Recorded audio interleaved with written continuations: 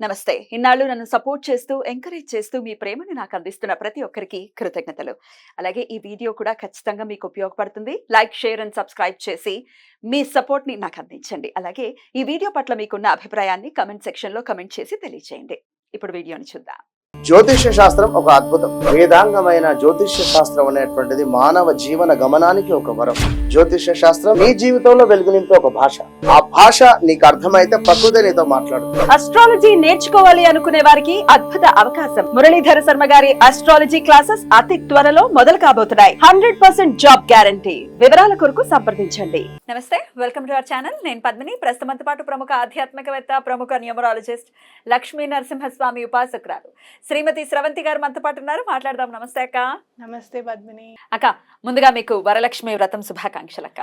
నీకు కూడా పద్మిని, మీ అందరికి కూడా. 16వ తారీఖు వరలక్ష్మి వ్రతం వచ్చేస్తోంది. సెకండ్ ఫ్రైడే వరలక్ష్మి వ్రతం చేసుకుంటారు కదా. అయితే చాలా చాలా విశేషంగా ఏకాదశితో కూడినటువంటి వరలక్ష్మి వ్రతం రాబోతోంది. శుక్రవారం ఏకాదశి. బ్యూటిఫుల్ కదా. చాలా పుత్రదా ఏకాదశి. మరి ఎలాగాక అటు లక్ష్మీదేవిని ఇటు విష్ణుమూర్తికి ఇద్దరికి ఇష్టమైనటువంటి రోజుగా చూడొచ్చు కాబట్టి ఎట్లా చేసుకోవచ్చు? అటు మరి వరలక్ష్మి వ్రతం చెయ్యాలి, ఉపవాసం, ఇట్లా రకరకాల డౌట్లు వస్తాయి కదా. ఎట్లా ఏం చేయాలి ఆ రోజు? తప్పకుండా చెప్తాను పద్మిని. అయితే ఆ రోజు మాత్రం వరలక్ష్మి వ్రతం తప్పకుండా చేసుకోవాలి. ఒకవేళ గనక మరీ కుదరలేదు, అడ్డొచ్చింది అని అనుకుంటే ఊర్లో ఏమైనా వెళ్తున్నాం, పెళ్ళిళ్ళు కూడా చాలా ఉన్నాయి ఇప్పుడు. ఎందుకంటే మధ్యలో 3 నెలలు అసలు మ్యారేజెస్ లేవు కదా. అలా వెళ్తున్నాము అని అంటే కానీ ముందు ఎటువంటి పరిస్థితుల్లోనూ ఇప్పుడు చేసుకుంటే చాలా మంచిది. ఎందుకంటే ఏకాదశి నాడు వచ్చే శుక్రవారం నాడు కనుక అమ్మవారిని పూజిస్తే అమ్మవారికి చాలా ఇష్టం అనమాట. అందులో మనం ఏకాదశి కాబట్టి తప్పకుండా నారాయణమూర్తిని కూడా తప్పకుండా పూజించుకుంటాం కాబట్టి ఎక్కడైతే నారాయణుడు ఉంటాడో లక్ష్మీదేవి తప్పకుండా స్థిర నివాసం ఏర్పరచుకుంటుంది. ఆవిడ చాలా సంతోషంగా వస్తారట ఆయనతో పాటు వచ్చేటప్పుడు. స్వామితో వచ్చేటప్పుడేమో గరుడ వాహనం మీద వస్తారట. ఆవిడ ఒంటరిగా రావాల్సి వచ్చినప్పుడేమో గుడ్ల గుబ్ మీద వస్తారట. అవును, ఆవిడ వాహనం. అవును. కాబట్టి అలా స్వామితో వచ్చే లక్ష్మీదేవి స్థిర నివాసం ఏర్పరచుకుంటారు. కాబట్టి అమ్మవారికి మనం ఎలా చేసుకోవాలి పూజ, మరి పూజ చేసుకున్నప్పుడు మనం ఉపవాసం ఉండొచ్చా లేదా అనేది కూడా చూద్దాం. ఏకాదశి వ్రతం గురించి వస్తే కనుక పుత్రదా ఏకాదశి అందరూ కూడా చేయాల్సినది అని ఖచ్చితంగా చెప్పుకోవచ్చు.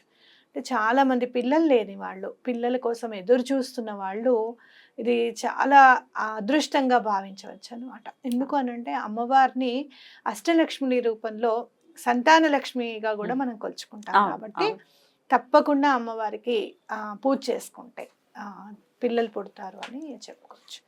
అయితే చాలామంది పెట్టుకునే మనసులో ఉన్న భయం ఏంటి అని అంటే, ఇప్పుడు ఇదివరకు డాక్టర్లు మీతో పాటు ఎవరైనా వచ్చారా అని చెప్పి వాళ్ళకి చెప్పేవాళ్ళు. ఇప్పుడు అలా కాదు. మనకున్న సమస్య ఏంటి మనకు తెలియాలి ముందు.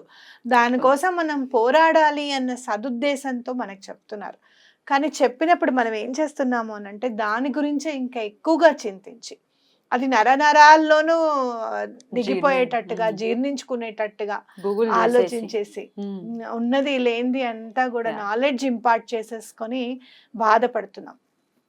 రోగము అనేది కేవలం మన కర్మని పరిపక్వం చేయడానికి, కర్మ అనుభవింప చేయడానికి మాత్రమే సాధనంగా తీసుకొని దాని నుంచి ఎటువంటి పరిస్థితుల్లోనూ భగవంతుడు మనని బయటికి తెస్తాడు అనేది కనుక మనం దృష్టి పెట్టుకొని దాని మీద మనం ఎక్కువగా ఉంటే గనక ఎటువంటి పరిస్థితుల్లోనూ ఇందులోంచి మనం బయటకు వచ్చేస్తాం. ఎందుకు అనంటే పిల్లల గురించి అనేసరికి మనకు ఆ ప్రాబ్లం ఉంది కదా, ఆ ప్రాబ్లం ఉంటే ఇవన్నీ చేస్తే ఎక్కడ పుడతారులే అనేది డిసైడ్ అయిపోతున్నారు. అలా ఆలోచించకండి. అలాగే ఆర్థిక సమస్యలు కూడా అన్ని ఉన్నాయి, అన్ని లక్షలు ఉన్నాయి, అన్ని అప్పులు ఉన్నాయి, ఇవన్నీ చేస్తే తీరిపోతుందా అని. అరే ఈశ్వరుడికి ఎంతసేపు తీర్చాలనుకుంటే. చాలా బాగా చెప్పాం.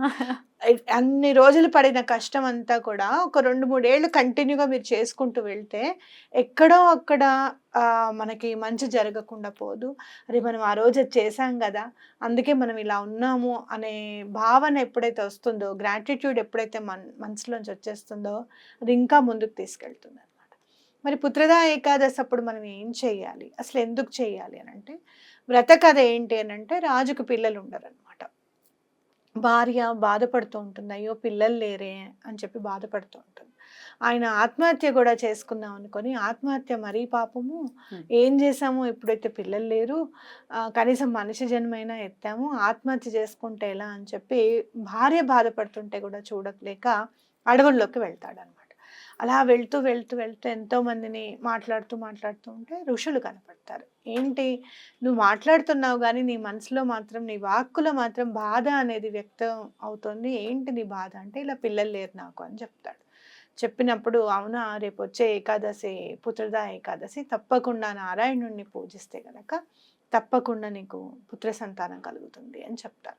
ఇక్కడ సంతానం అనుకుంటూ పుత్రుడు అవ్వచ్చు. మీకు చూసుకుంటే సంస్కృత్లో పుత్ర సంతానం అనేసరికి మీరు కేవలం జెండర్ గురించి కూడా మాట్లాడుతున్నారా, ఓన్లీ మగపిల్లలే పుడతారా అని క్వశ్చన్ మార్క్ వస్తుంది. కానీ ఎక్కడైనా మీరు చూస్తే కనుక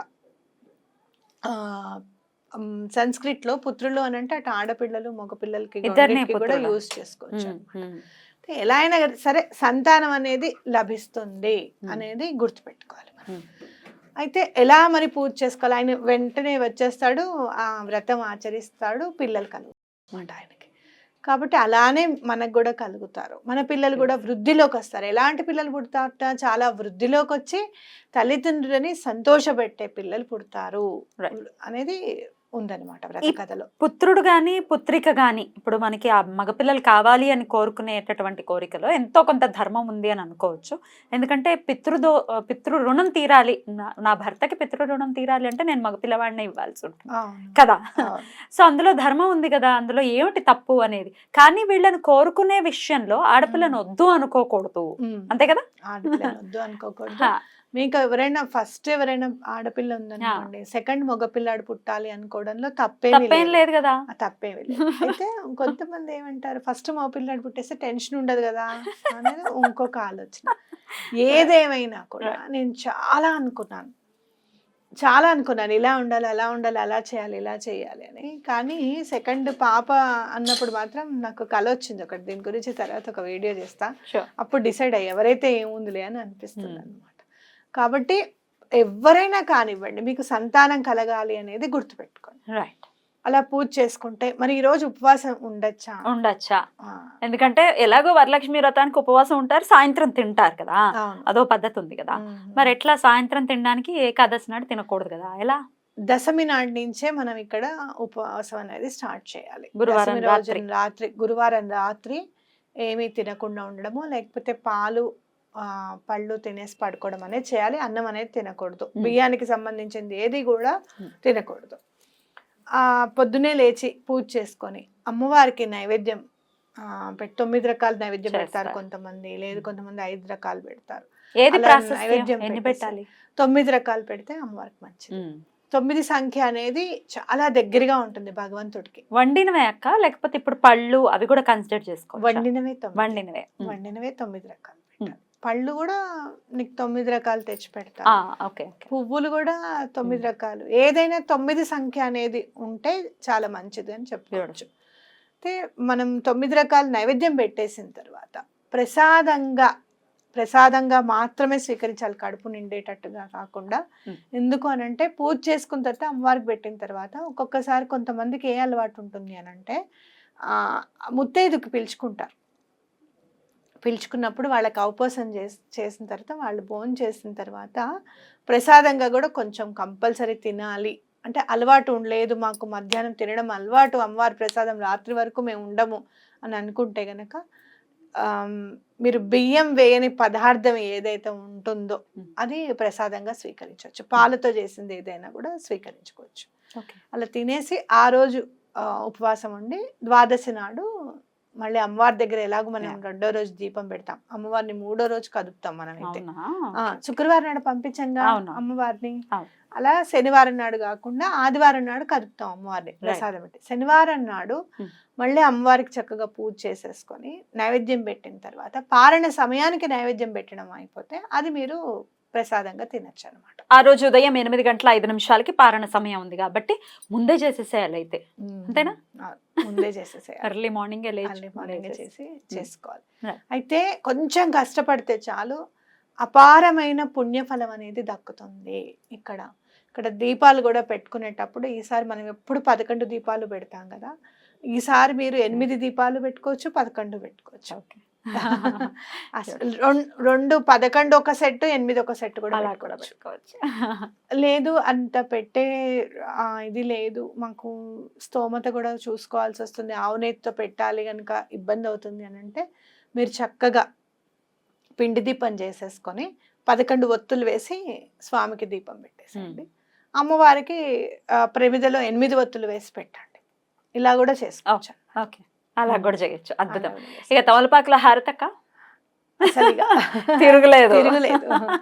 మీరు అమ్మవారికి మనం ఏమేం చేసుకుంటూ వచ్చామో అవన్నీ కూడా ఏలకుల మాల వేసుకోవచ్చు, అంటే ఎలాచీ మాల వేసుకోవచ్చు అమ్మవారికి.